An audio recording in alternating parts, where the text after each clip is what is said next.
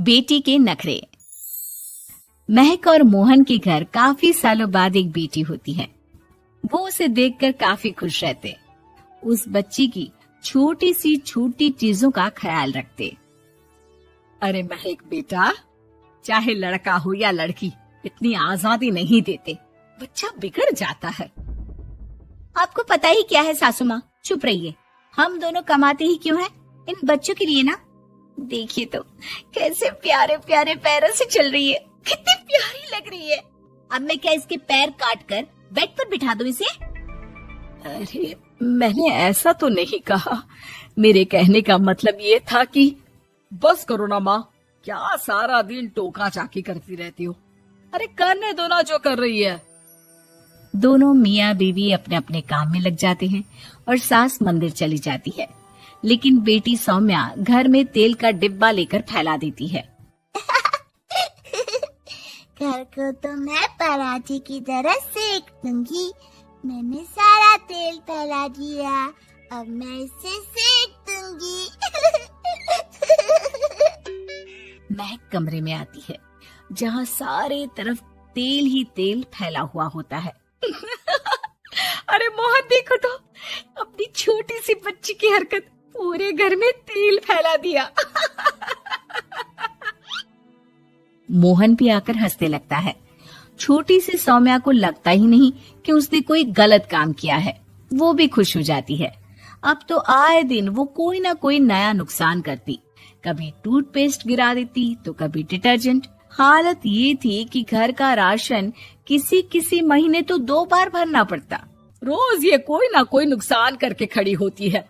अरे तो क्या हो गया माँ जी, बच्ची है, बच्चों वाले काम ही करेगी ना। आप बिना पता नहीं क्यों उसी के पीछे पड़ी होती हैं। धीरे धीरे सौम्या बड़ी होती है। एक दिन, माँ देखो दरवाजा खोलो, वो ऑनलाइन मैंने जीन्स मंगवाई थी, वो आई होगी। 3000 दे देना और पैकेट ले लेना। 3000? ऐसी कैसी जीन्स है बेटा, ये तो बहुत बड़ा अमाउंट है। माँ फालतू बात थोड़ा कम ही किया करो और जल्दी जाओ, वरना समझ लो खाना नहीं खाऊंगी मैं आज सारा दिन। सास वहीं खड़ी सब देख रही थी, लेकिन अब तो उन्होंने भी बोलना छोड़ दिया था।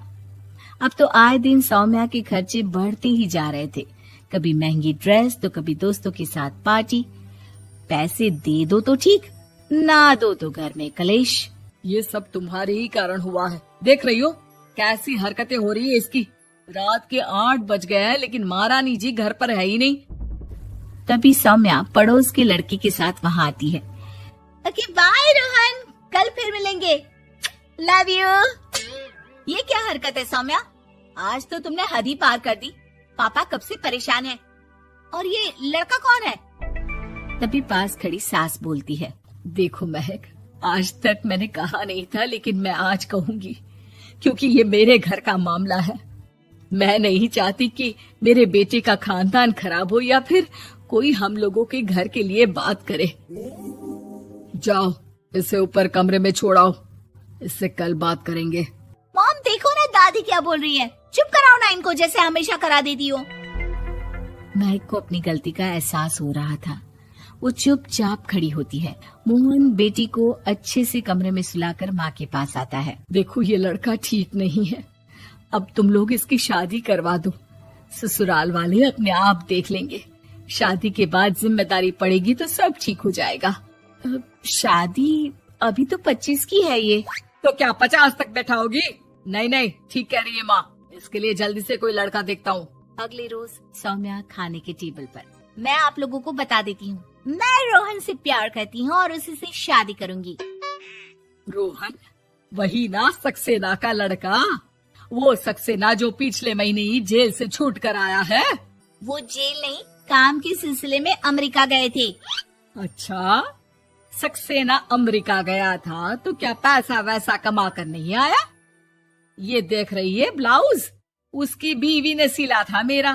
पैसे की कमी का रोना रो रही थी, पति को कोस रही थी कि जुआ खेलते पुलिस ने पकड़ा और लगी लगाई नौकरी भी छूट गई। दादी कुछ भी मत बोलो, दादी को चुप कराओ ना। दादी जो बोल रही है ठीक बोल रही है। तेरे पापा ने तुझे देखने के लिए लड़के वालों को कल बुलाया है, समझी? अगले रोज लड़के वाले सौम्या को देखने आते हैं और उसकी शादी मयंक से हो जाती है। शादी के बाद सौम्या मायके आती है। वाह माँ, कितनी अच्छी शादी कराई आप लोगों ने मेरी, लेकिन मुझे कुछ दिन और यहाँ रहना है। अरे बेटी, ये तेरा ही तो घर है, जितनी मर्जी रह। और क्या, दमाजी कैसे हैं? अरे वो मयंक नहीं आया, कल शादी, आज तो अकेले, सब ठीक तो है ना? महक एक बार फिर सास पर चढ़ बैठती है। अब बस करिए ना माँ जी, अब तो ज्यादा ही हो रहा है। माना आपकी कुछ बातें मैंने नहीं मानी, लेकिन अब ये मेरी बेटी मायके आई है तो क्या उसका मतलब यही कि वो लड़कर आई है? हाँ पीना। सौम्या दादी की तरफ देखकर मुस्कुरा देती है, जैसे उन्हें चिढ़ा रही हो। दादी, मैं लड़का नहीं बल्कि ये बता कर आई हूँ कि मुझे कुछ दिनों के लिए यहीं रहना है, माँ के पास। मेरा मन धीरे धीरे ही तो ससुराल में लगेगा। अब अगर आप बोलती हैं तो चली जाती हूँ मैं। अरे नहीं नहीं बेटी, ये मतलब नहीं था तेरे दादी के बोलने का। सौम्या कमरे में चली जाती है और अगले ही पल जींस टॉप पहनकर बाहर आती है। माँ, मैं ना अपनी सहेली के घर जा रही हूँ, आने में देर हो जाएगी, खाना मैं वहीं खा लूंगी। सौम्या सहेली के घर चली जाती है। अरे सौम्या ससुराल से आई है, कहीं दिखाई नहीं दे रही। वो सहेली के घर गई है, काफी दिनों बाद बच्ची का मन कर गया होगा।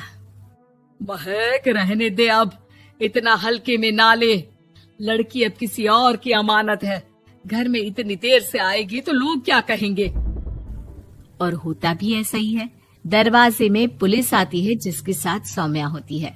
ये आपकी बेटी है? जी जी, लेकिन क्या हो गया? पापा, मैं और रीना घूम रहे थे तो रोहन वहाँ आ गया। उसने मेरे गहने खींचने की कोशिश की, जब मैंने नहीं दिया तो मुझे धक्का मारकर मेरे गहने ले लिए। पापा, मुझे माफ कर दो, मुझे ना मयंक के पास जाना है। आप उसे फोन कर दो, वो मुझे ले जाएगा। दादी आप ठीक कहती थी, वो अच्छा लड़का नहीं है। कोई बात नहीं बेटा, मयंक का फोन आया था, उसे तेरी याद आ रही थी, लेकिन वो तुझे भी अपनी जिंदगी जीने से नहीं रोकना चाहता था। मैं उसे बोल दूंगी कि वो कल तुझे लेने आ जाए। अगले दिन, चलो सौम्या, मैंने आज रात की फिल्म की टिकट और 5 स्टार होटल में खाने के लिए टेबल बुक कर दी है। फिर क्या, सौम्या खुशी खुशी अपने ससुराल चली जाती है और महक को बड़ों के सीख की